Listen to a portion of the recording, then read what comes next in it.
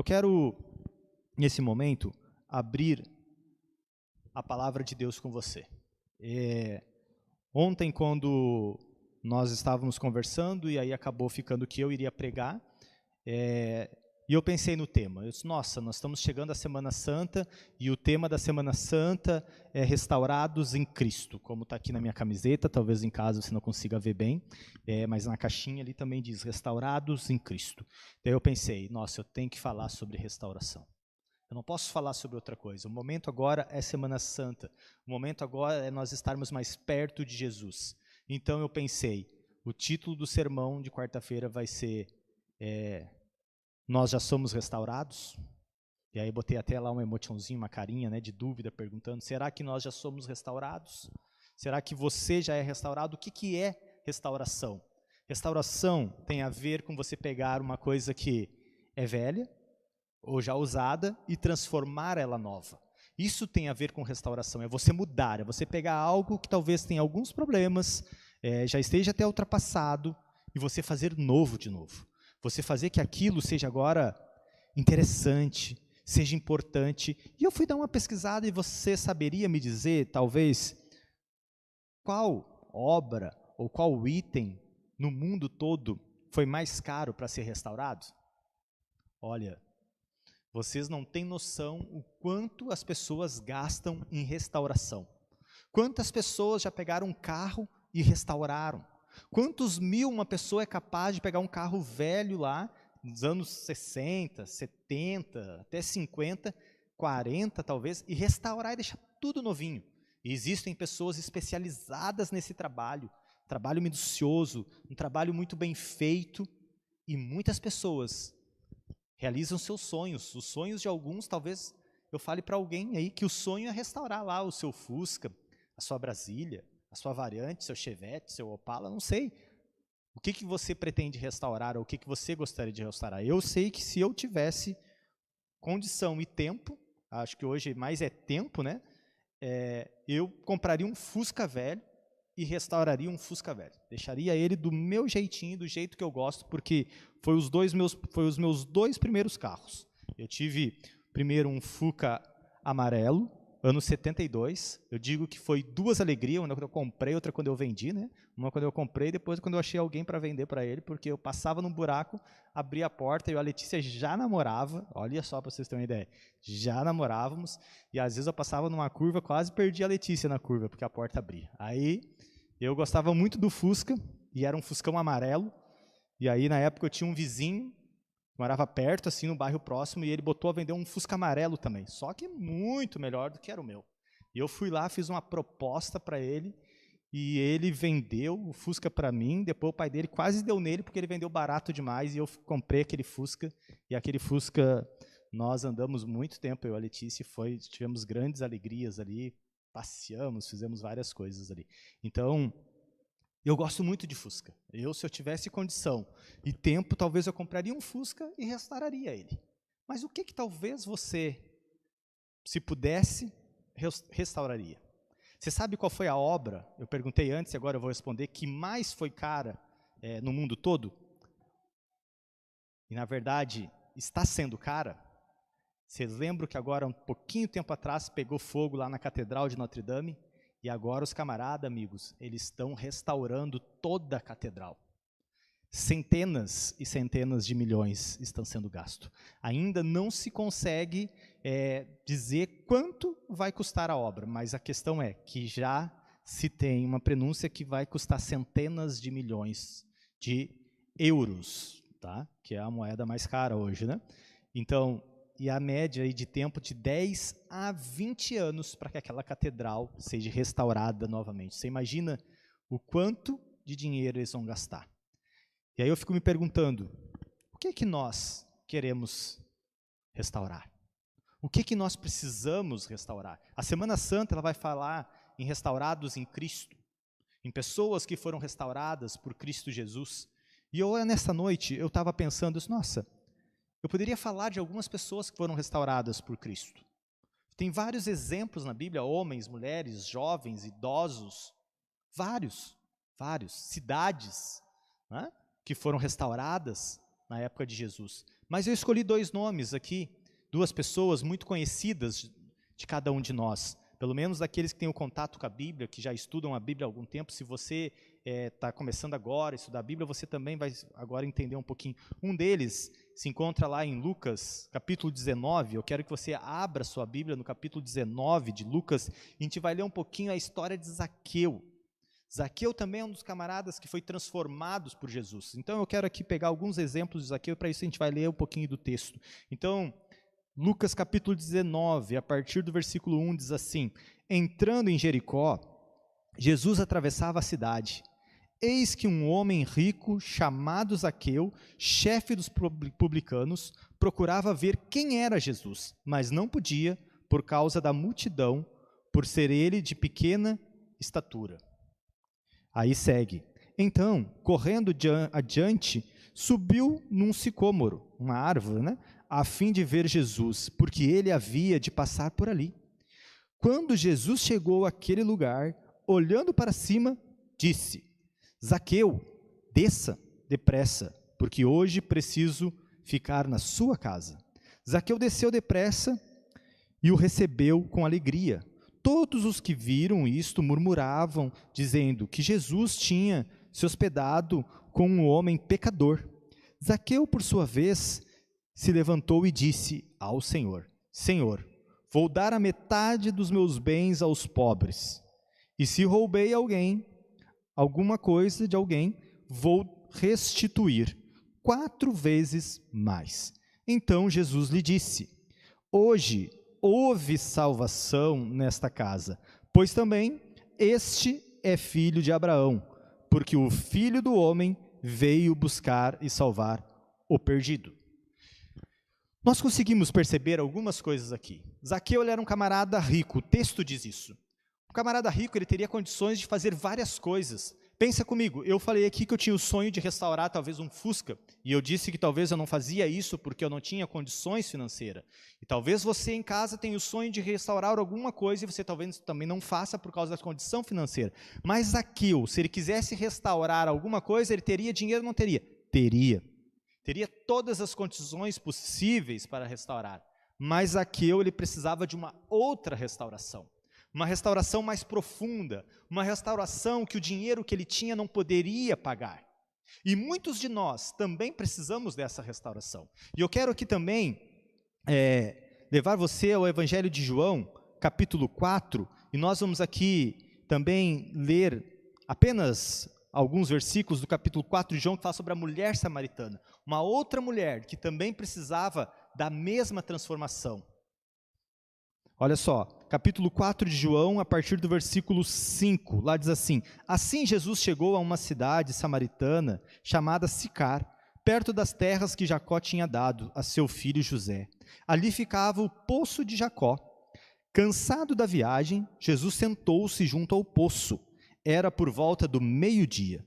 Nisso veio uma mulher samaritana tirar água. Jesus lhe disse: dê-me um pouco de água, pois os seus discípulos tinham ido à cidade comprar alimentos.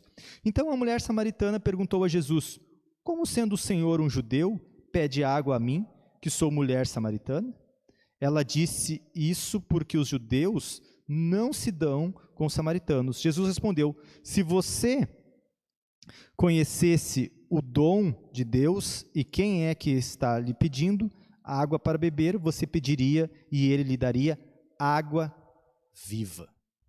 Queridos, aqui nós temos histórias de 2 pessoas, um homem e uma mulher, que tiveram um encontro com Jesus e foram restaurados. Porque se você pegar a história de Zaqueu, depois que ele tem esse encontro com Jesus, o que acontece na vida dele? A vida dele dá uma guinada, ele muda, ele para de fazer as coisas erradas e ele entende que agora ele precisava servir a Jesus, buscar fazer o que era o certo na vida dele. A mulher samaritana da mesma forma, ela vivia uma vida desregrada, ela conhecia um pouco das promessas, conhecia, porque se você for ler o capítulo 4 todinho, você vai ver que ela fala do Messias, e aí Jesus se apresenta para ela e diz: eu sou o Messias, e da água que eu te der, nunca mais você terá sede. E ela aceita essa água, ela aceita tomar dessa água que ela nunca mais ia ter sede. ela começa a entender que ela precisava ter o quê? Uma transformação de caráter. Sabe, querido irmão, querido amigo que assiste, você pode ter o dinheiro que tiver, ter a condição que tiver, o tempo que você tiver disponível, mas não há elemento nessa terra que faça uma transformação de caráter, ao não ser Jesus. Ele é o único que pode mudar o teu caráter. Ele é o único que pode transformar eu e você. Nós vivemos um momento da sociedade onde pessoas estão doentes, onde pessoas têm perdido casamentos, onde pessoas têm pensado em tirar a vida, onde pessoas estão sofrendo com depressão, onde outros estão desempregados, outros estão internados num hospital, a sua família em casa, outros estão sepultando queridos, outros já estão enlutados. Querido, só Jesus pode restaurar, só Ele pode mudar a sua vida. Não sou eu, não é quem está ao seu lado, é Jesus.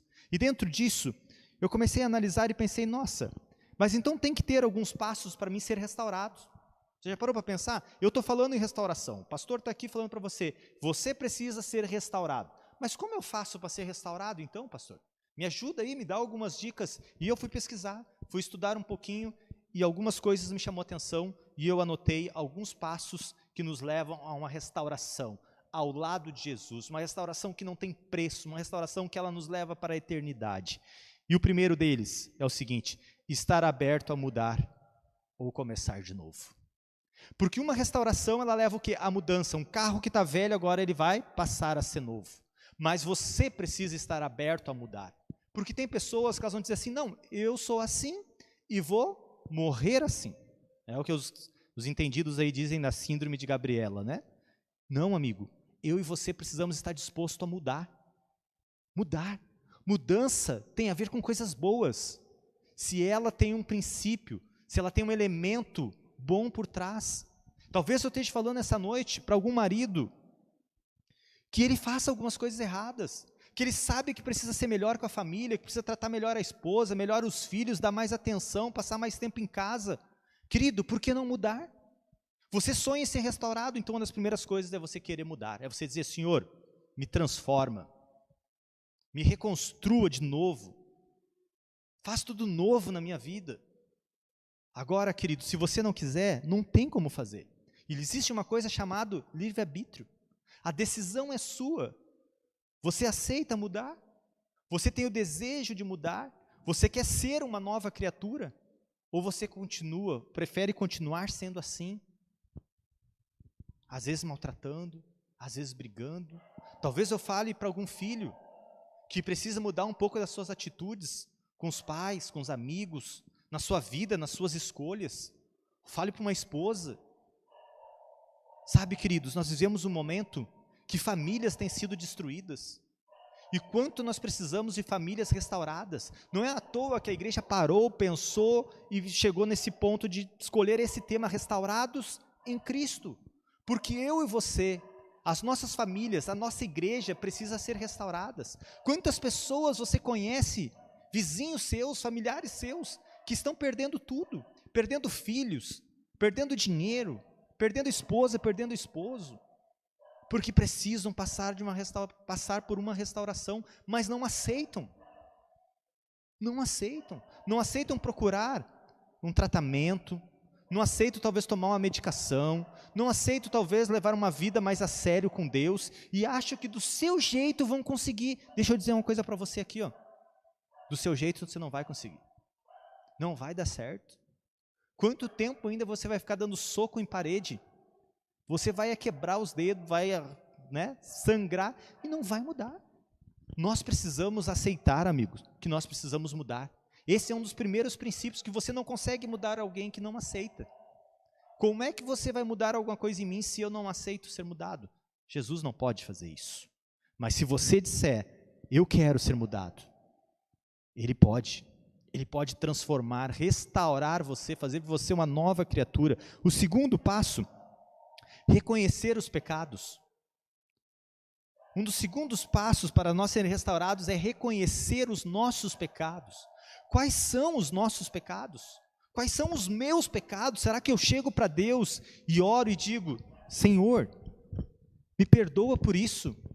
Senhor, me perdoa porque eu faço determinadas coisas. Será que eu chego para Deus e eu dou nome aos meus pecados? Você já descobriu quais são os teus pecados? Quando eu falo pecado, eu falo aquilo que te afasta do Senhor, aquilo que você faz que não te dá vontade de vir à igreja, aquilo que você faz que não dá vontade de você pegar uma Bíblia e estudar, aquilo que faz você tomar decisões que você já não quer fazer mais, sabe? Às vezes a gente faz aquilo que a gente não quer, e depois a gente se arrepende, a gente sofre, a gente até chora, porque você não queria fazer aquilo, mas você já falou para Deus: Senhor, eu não quero fazer isso, esse é o meu pecado.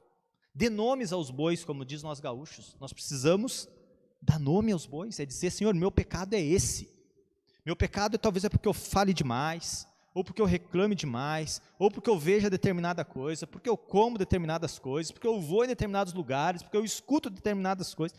Precisa reconhecer os teus pecados. Esse é um dos passos para a restauração, porque tudo que tem de ruim na restauração precisa sair. Se você pega um quadro, um carro, uma casa para restaurar, você precisa começar a tirar o quê? As coisas ruins. Se os bancos estão ruins daquele carro, você tira aqueles bancos, pega a carcaça e bota bancos novos ali. Você vai restaurando, mas para isso o que tem de ruim precisa sair. E se tem uma coisa que tem de ruim em mim e você, é o pecado. E todos nós somos pecadores, só que o problema é que às vezes a gente vai fazendo uma coisa chamada, sabe do quê? Pecado acariciado. Você sabe o que é um pecado acariciado? É aquele pecado que nós fizemos carinho. É que nem aquela mãe que o filho mata, que o filho rouba, ele continua sendo filho. Ok, concordo. Continua merecendo o amor, concordo. Continua merecendo a salvação se ele se arrepender, concordo. Mas ele não deixa de ser um ladrão e não deixa de ter que cumprir a pena dele. Mas tem pais, tem mãe que passa a mão por cima. Não, que isso, meu filho não. Está todo mundo lá aprovando, tá? As provas tudo, que ele foi que roubou, que ele foi que matou, mas para o pai e a mãe, não, fica passando a mão na cabeça. Isso se chama pecado acariciado, é aquele pecado que você tem, que você sabe que é errado e você fica arrumando desculpas para dizer que é certo. Sabe aquele camarada que ele vai em determinados lugares que a Bíblia diz para ele que não é para ele ir? Sabe aquele camarada que ele come ou bebe determinadas coisas que a igreja e que a Bíblia e que Deus mostra para ele que não é bom para ele, que faz mal para ele, e ele fica tentando arrumar desculpa aqui, ali, acolá, para quê? Para que ele possa continuar fazendo. Isso se chama pecado acariciado. E essa é uma das coisas que no processo da restauração precisa sair.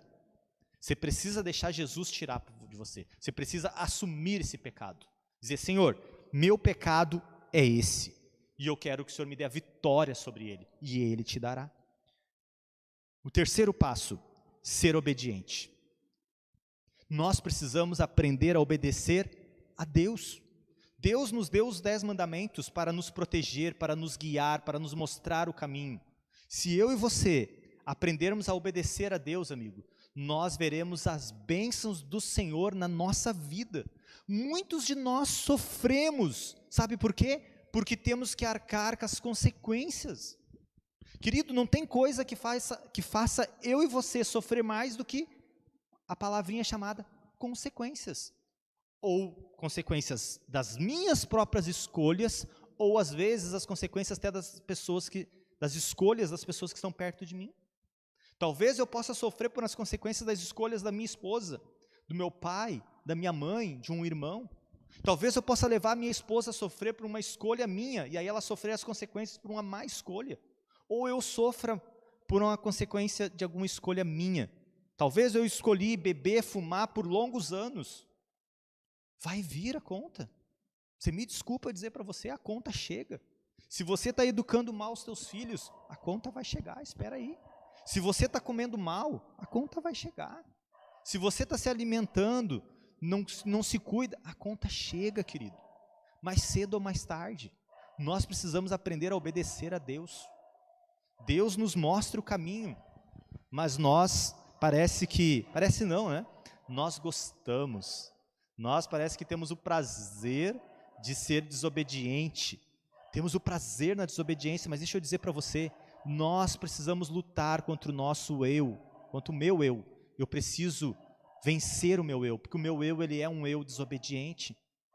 Você acha que eu também, mesmo sendo pastor, eu talvez Tem dias que eu não tenho vontade, nossa, hoje acordei com preguiça, não vou estudar a Bíblia, não vou na igreja. Eu também tenho essas mesmas tentações, mas eu tenho que ir lá, vencer meu eu, pegar a minha Bíblia, abrir ela, parar na frente dela e ter a cara de pau, talvez, de orar: Senhor, me perdoa, hoje eu estou cansado, estou com preguiça, não estou afim de estudar a sua palavra, mas eu estou aqui, me bota à vontade, me ajuda, e aí eu vou estudando, daqui a pouco a coisa vai se tornando prazerosa, e eu vai gostando, e você vai, mas nós precisamos aprender a obedecer a Deus. Se Deus te disse que é assim, e assim Ele vai te restaurando, porque senão não tem jeito.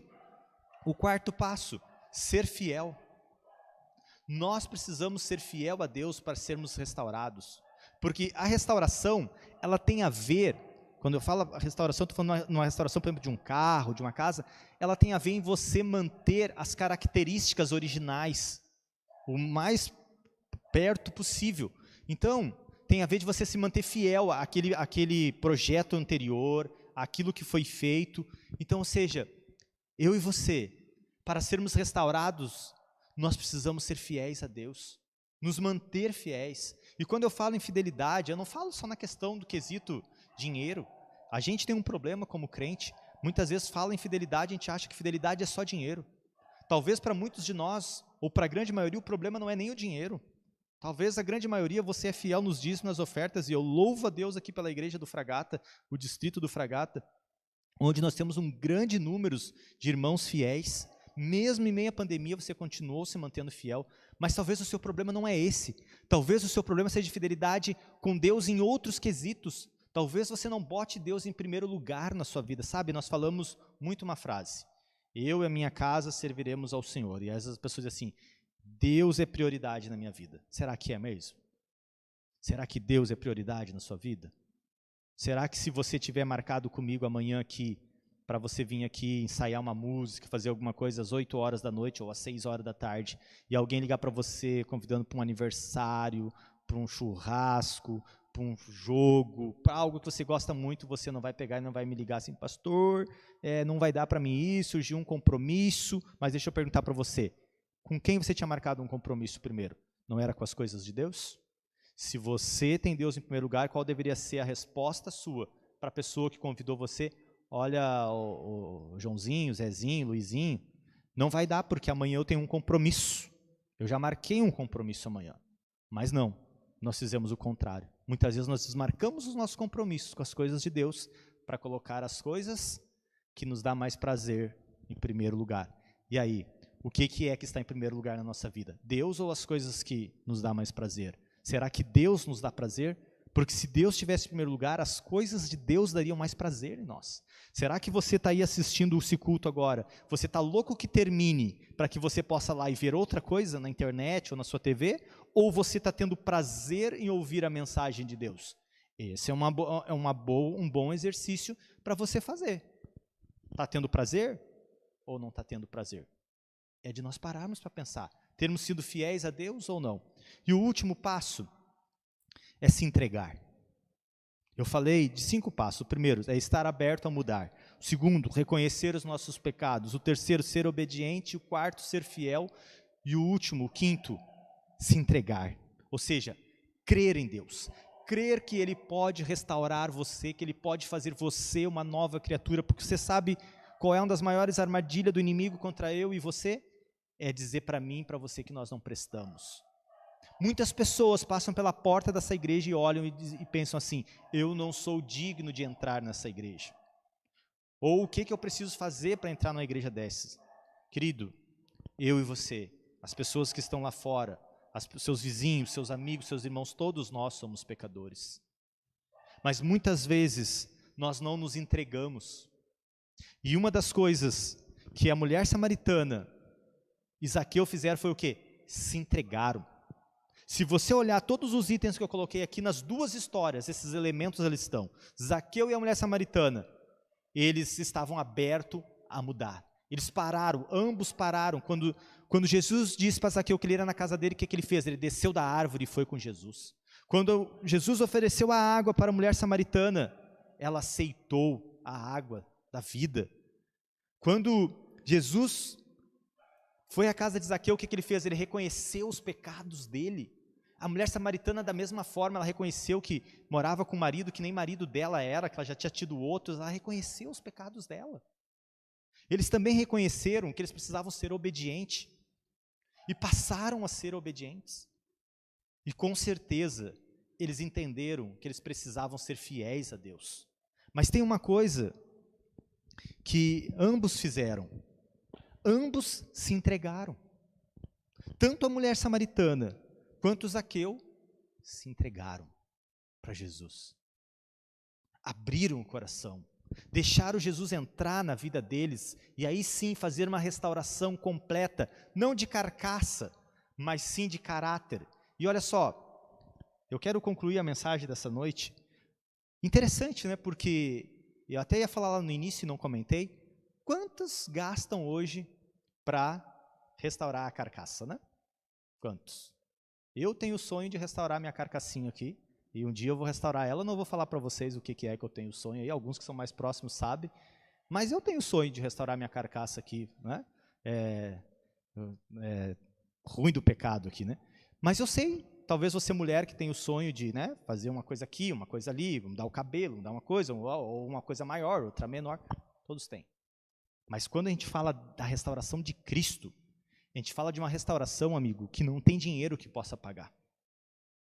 Você consegue me entender? Eu estou falando de restauração de caráter. De caráter. Porque você pode ser a pessoa mais linda do mundo, mas se você for mau caráter, não vai adiantar. Ninguém poderá ficar tempo com você. Quem é que aguenta do lado de um mau caráter? De uma pessoa que tem o caráter ruim, de uma pessoa que só pensa em defraudar os outros, que só rouba dos outros? Não tem condição. É essa proposta que Cristo está fazendo para mim e para você.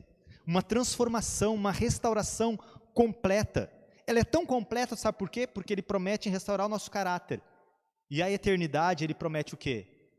Que o nosso corpo incorruptível, ele se tornará um corpo corruptível.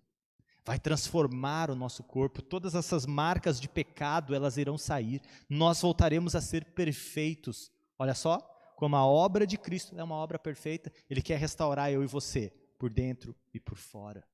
Talvez eu fale para alguns que sonham em ser restaurados fisicamente, que você é descontente com alguma parte do seu corpo. Fica tranquilo, você vai ser restaurado. Mas você precisa querer algo mais do que isso. Não só ser restaurado fisicamente. Você precisa querer ser restaurado internamente. Ter um coração novo, uma mente nova. E isso passa por você também se entregar a Jesus. Por isso que eu pensei no tema do sermão. Será que já somos restaurados? Sim ou não? Você parou para pensar? Talvez quando você leu lá, você tentou entender assim, nossa, será que eu já sou restaurado? Ou será que eu ainda preciso mudar algumas coisas na minha vida? Enquanto eu estudava esse sermão, porque eu sempre digo que um sermão, primeiro, ele tem que servir para o pregador, porque se ele não servir para o pregador, não vale para ninguém mais. Eu percebi que na minha vida precisa ter coisas que eu preciso ser restaurado. Tem coisas que ainda precisam ser mudadas. Mas deixa eu dizer para você, essa é uma luta constante. Provavelmente, nós vamos caminhar até Jesus voltar, lutando contra o nosso eu, contra as tentações do pecado. Mas o detalhe é, nós precisamos querer mudar. Precisamos ser mais obedientes. Precisamos ser mais fiéis a Deus. Realmente nos entregar de corpo e alma, como as pessoas dizem. E não ser aquela coisa interesseira. Eu vou para a igreja só por meus interesses. Eu vou para a igreja, mas eu quero que a igreja seja do meu jeito. Talvez eu esteja falando para alguém aqui, que é membro aqui dessa igreja. Batizado. Tem o nome no hall de membros, mas você sabe que você não está levando uma vida do jeito que precisava levar. Será que não é o momento de você procurar a mim, ou algum dos anciões, e dizer, pastor, eu amo a Deus, eu quero muito servir a Deus, mas eu estou levando uma vida que não é do jeito que Deus gostaria. que não é do jeito que a igreja orienta. Querido, deixa eu dizer para você, não há mal nenhum nisso. Há grandeza nisso. A grandeza quando nós reconhecemos os nossos erros, os nossos pecados e queremos mudar, queremos ser restaurados. Agora, a fragilidade quando nós escondemos, quando nós queremos dizer que somos uma coisa quando somos outra. A igreja está aberta para levar você mais próximo do céu possível. É para isso que existe a igreja. Você sabe para que existe uma disciplina na igreja de 27º dia? Não é simplesmente para fazer juízo com as pessoas. Uma disciplina, ela é para ajudar. Esse deveria ser o sentido de uma disciplina. Por mais que muitas vezes não seja, que as pessoas se percam, mas esse deveria ser o sentido. Eu louvo a Deus quando a gente remove uma pessoa para ela se rebatizar novamente, porque ela entende que ela precisa passar por um rebatismo. Agora, me entristece o coração quando a gente remove alguém que você nem sabe onde é que está, que você sabe que ela está levando uma vida, talvez, que não quer mais saber de Deus, ou quando a pessoa diz para você assim, pastor, pode me remover, está aqui que eu vou escrever a cartinha, eu não quero mais saber de Deus. A minha vida agora é longe dos caminhos de Deus. Você sabe, querido, não tem coisa que entristeça mais a gente. Eu louvo a Deus quando alguns procuram e dizem, pastor, eu tenho errado, eu hoje estou em pecado, mas eu quero ajustar a minha vida com Deus. E talvez eu esteja falando para alguém nessa noite que precisa isso, que você está aí sentadinho agora me ouvindo e você sabe que você precisa ajustar as contas com Deus. Será que não é você? Será que não é você que está em casa, que talvez precise passar por um rebatismo? Talvez que precisa ajustar a sua vida, e quando eu digo ajustar a sua vida, passa por você parar de fazer o que é errado, porque talvez você está aí como um membro da igreja, mas você faz as coisas erradas. Querido, eu quero que você caminhe rumo ao céu, e caminhar rumo ao céu tem a ver com passar por uma restauração. Ninguém vai entrar no céu se não for restaurado. Agora passa por nós querermos, nós assumirmos os nossos pecados, nós ser obedientes, ser fiel e nós nos entregar. Talvez eu fale para alguém também nessa noite que precisa se entregar, que ainda não se batizou, que vem à igreja, ou vinha, porque agora não está conseguindo vir, anos e anos, e nunca tomou uma decisão pelo batismo. Até quando você vai esperar? Até que momento? Sabe, nós precisamos aprender a tomar algumas decisões na vida. O evangelho, ele é assim. Eu quero concluir a mensagem dessa noite com você, dizendo para você que Deus, ele espera cada um de nós de braços abertos. O maior sonho de Deus para mim e para você é restaurar nós, fazer de nós novas criaturas, para que nós possamos viver uma eternidade do lado dele, não mais com defeitos. E Deus, ele é um Deus tão sábio, que ele sabe o que é que incomoda a mim, o que incomoda você, talvez de imperfeição na nossa carcaça física aqui, e eu tenho certeza que Deus vai fazer tudo novo em nós e vai fazer melhor ainda do que fez. Isaías, se você puder me ajudar com aquele fundo que tem aí. E eu quero concluir a mensagem dessa noite com vocês. Mas eu quero concluir fazendo um apelo para você que está em casa. Para você que é membro aqui da igreja. Para você que é membro de alguma igreja adventista aqui da nossa região. Para você que é membro de algum outro lugar. Para você que ainda não é membro da igreja. Querido, Deus, ele chama você nessa noite para você se entregar a ele. Assim como Zaqueu, assim como a mulher samaritana, assim como tantos outros. Qual é o teu pecado? O que é que tem te afastado de Jesus? Nós estamos chegando bem pertinho da Semana Santa. Dia 27 começa, sábado agora, nós temos o Dia Mundial do Jovem Adventista. E no outro sábado já começa a Semana Santa, onde nós temos um movimento grandioso de decisões, de entregas. Será que não é a sua vez? Será que não é o teu momento de se entregar? Será que não é a oportunidade de você se arrepender daquele pecado que só talvez você saiba, talvez nem a tua esposa, nem teu esposo, nem o teu melhor amigo nessa terra saiba, mas Jesus sabe. Jesus sabe o que eu e você temos na nossa vida que nos afasta dele e que nós perderíamos a salvação se ele viesse hoje. Qual é? Eu queria fazer um apelo para você. Você não tem noção o quanto eu gostaria que essa igreja que eu estou aqui estivesse cheia agora. E eu pudesse fazer um apelo olhando nos teus olhos, convidando você a ficar de em pé, convidando você para vir aqui à frente, demonstrar sua entrega de uma forma pública, demonstrar o seu desejo de ser batizado. Você não tem noção o quanto eu tenho saudade disso. O quanto eu tenho saudade de ir numa igreja e ela está cheia, de ver pessoas, a câmera ela é fria. Eu falo, eu não consigo ver os teus olhos, não consigo ver as tuas atitudes. Mas eu sei que o Espírito Santo está aí do teu lado, cutucando o teu coração, para que você tome uma decisão real, uma decisão que vai transformar a sua vida, que vai te restaurar por completo. Mas querido, como eu gostaria de poder tomar essa decisão por mim e por você. Mas eu preciso dizer algo para você. Eu não posso.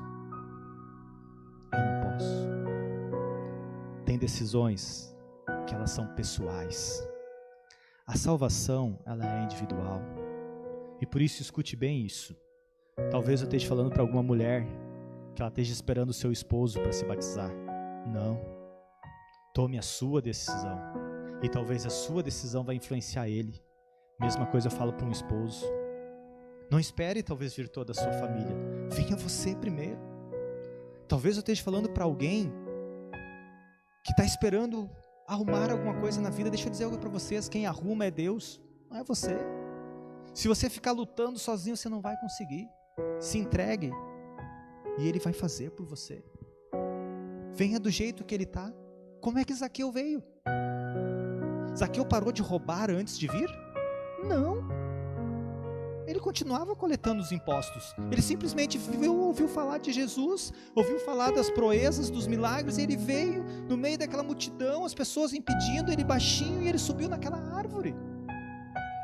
E Jesus viu a sinceridade no coração dele e disse: Zaqueu, essa noite eu vou jantar com você, vou dormir na tua casa. A mesma coisa a mulher samaritana. Tu acha que ela não sabia que ela estava fazendo várias coisas de errado? Ela sabia. Mas quando ela teve a oportunidade de beber daquela água da vida, amigo, eu creio que provavelmente ela pegou aquela água e tomou. E aí ela sai para falar para o resto todos que ela tinha tido um encontro com o Messias, que o Messias estava lá no poço de Jacó. É isso. Se entregar. Mesmo quando ninguém acredita em nós. Talvez eu esteja falando para alguém que acha que não tem mais condições, que acha que já foi longe demais. Querido, deixa eu dizer para você, isso é coisa do diabo, do inimigo. É ele que quer que você entenda isso. Para Deus nunca existiu o longe demais. Deus, ele sempre acredita no perto. O estar perto de Deus depende de mim e de você. E meu apelo para você nessa noite é: gostaria você de se entregar a Jesus? Você que talvez precisa passar por um rebatismo, você que ainda não foi batizado, e você que é membro da igreja, ter uma entrega verdadeira e seguir sendo restaurado por Cristo? Gostaria você? Eu queria que, se você aceitou esse apelo, onde você estiver agora, se você puder e conseguir, mande no chat do Facebook e do YouTube: eu quero, pastor, Eu quero me entregar. Eu quero ser restaurado. Eu quero viver essa eternidade. Eu quero isso que o Senhor pregou para mim. Eu creio nisso. Mas se você não sentir a vontade, eu quero apenas orar por você agora. Eu quero convidar você a fechar os teus olhos onde você estiver. Nós vamos orar a Deus, clamando por essa restauração e por esse perdão genuíno e verdadeiro que só Cristo Jesus pode dar para nós. Vamos orar juntos? Querido Pai, querido Deus, obrigado, Senhor, porque o Senhor é um Deus de misericórdia, um Deus que nos ama, um Deus que quer nos restaurar, Pai. Senhor, nos perdoa. Quero aqui, Pai, me entregar em Tuas mãos, entregar cada um que está conectado conosco, cada um que vai vir assistir em outro momento este sermão. Senhor, nos restaure, nos faça nova criatura, mude tudo na nossa vida, nos dê um caráter segundo o Teu.